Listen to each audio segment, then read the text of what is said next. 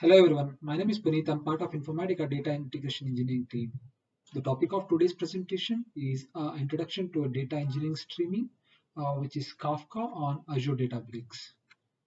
The topic of today's presentations is we'll try to understand what is Azure Databricks, and then we'll see the data engineering streaming overview, followed by we'll see the supportability source and the targets for the streaming mappings on Databricks.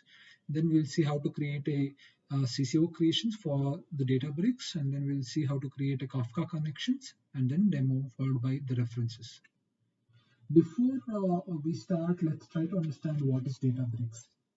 So the Databricks is a Apache Spark-based analytics platform.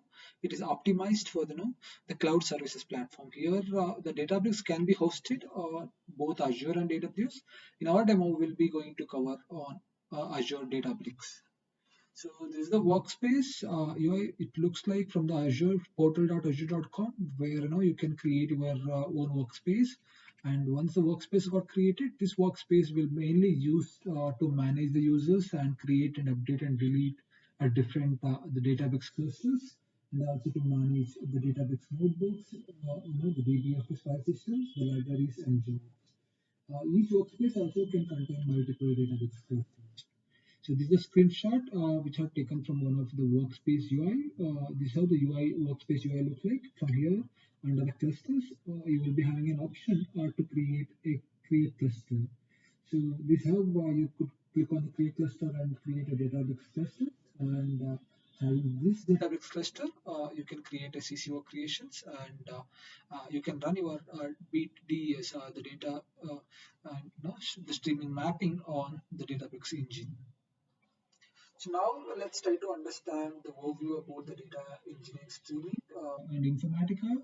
The data engineering streaming is to prepare and process the stream of data in a real time, and also you can insert the data on time to meet your business needs. Here, the data integration service, the data integration streaming provide both pre-built connectors such as like Kafka, Amazon Kinesis, and many more. And you can stream based on following types of data, like the applications are the infrastructure log data, the CDC data, the sensor and time series data, and so on. So now let's try to understand what are the source we support it on streaming mapping on Databricks. So this presentation is mainly focusing on 10.4.1 DES.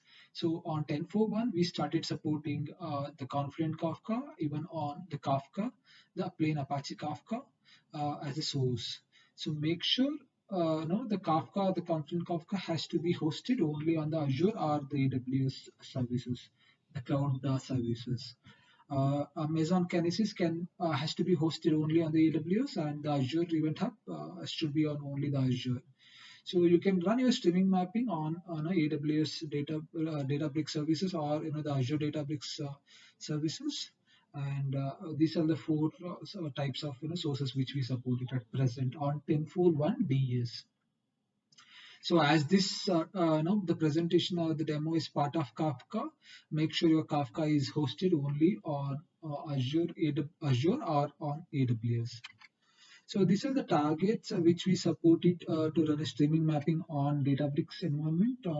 Here, as I said, this also has to be placed on one of the other cloud vendors, that is AWS or the Azure. So as a target, we support Kinesis and S3, Event Hub, a Confluent Kafka, Databricks Delta Lake, again a Kafka, Apache Kafka, and ADLS Gen 2. So as you can see the services, so the Kafka, the Confluent Kafka has to be placed or hosted on AWS or Azure in order to have your the streaming mapping on Databricks engine. Now let's try to see the demo. We'll try to understand how to create a Databricks CCO creations, and then how to create a Kafka connections and run a mapping or run a the streaming mapping, the Kafka to Kafka mapping on the Databricks engine. So as a part of this demo, I'll be taking these clusters. So this is the Databricks clusters. This is how the Databricks workspace UI looks like. Here you will be having an option to create a clusters. If you do not know how to create a clusters, you can refer to my previous videos, which is given in this reference link. So I'll just quickly take you through how to create a clusters. You can click on this option called create clusters, so where you have to specify the cluster name, and then you have to specify, you have to give the details like what Databricks version you wanted to have it, whether you want to terminate the cluster after 120 minutes, or you would like to enable this auto scaling. Based on the worker nodes and maximum worker nodes, you can set it, and then you can click on create clusters. As in my case, I've already created a cluster. Let me use this cluster in order to run a BDS mapping demo. In order to create a CCO, we need three options. One is like when you go to the Informatica admin console, here under the CCO, if you click on, so when you click on the CCO new cluster configurations, if you specify any name of the name for the cluster configuration, and then you have to select the Databricks as an engine. Here there is an option to import from the cluster. So here when you click on it, it will ask you to enter the Databricks domain ID and the token ID and the cluster ID.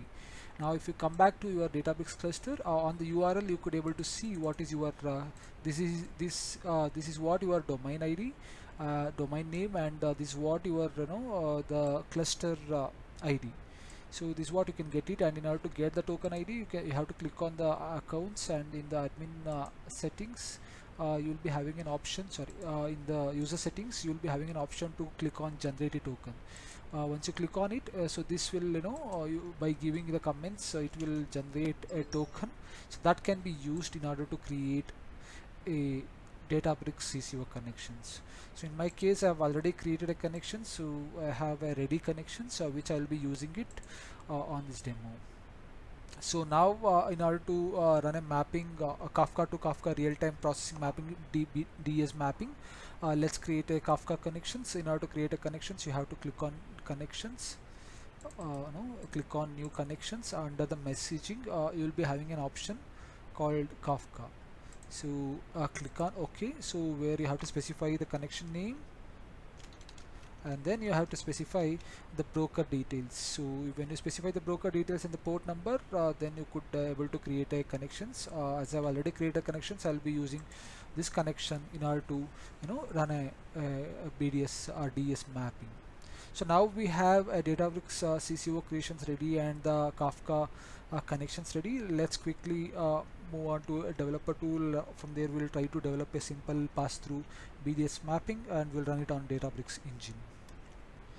So this is my 1041 DEI, the client developer tool. So here under the connections, you can click on new data objects, and you have to select like Kafka object. Once you have entered it, like it will take you to list the connections. Since I've already created the connections, let me select the connections, click on OK. So where I have to add my the topics, click on the topics. You have to select what topic you wanted to add it. Here let me take our topics. So once you select the topic, you can click on OK and then click on finish. Similarly, you can take the topics where I have already have a source and target, which is both are Kafka to Kafka, and once we have it ready, then we also have a Databricks the CCO creation, the connections are ready.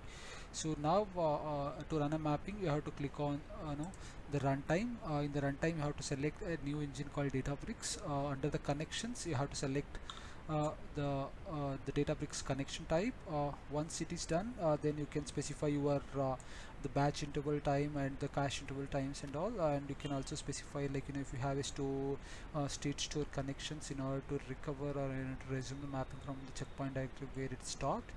Once the details have specified it, then you can click on mapping run. As it's a streaming mapping, it takes a couple of time. It will be keep running this. The mapping will be keep running. So this is how actually you can achieve the DS mapping on the Databricks engine. So as I said, like this demo is mainly focused on the Kafka, and Kafka is started supporting as a source and target on 10.4.1 DS. And make sure your Kafka is hosted only on AWS or on Azure platform. So this completes the demo. For the reference, you can click on the below link, and also if you would like to know more about the other Databricks the video KBs, like what is Databricks, how to create a connections, or how to run a ephemeral clusters on Databricks, or how to use ADLS Gen 2, or or to use other DS mapping, like the Azure Event Hub or the JDBC connectivity, V2 JDBC V2 connectivity on Databricks. You can refer all these video KBs. So we would like to hear from you. Please write us to supportvideos@informatica.com and follow us on twitter.com/infasupport. Thank you.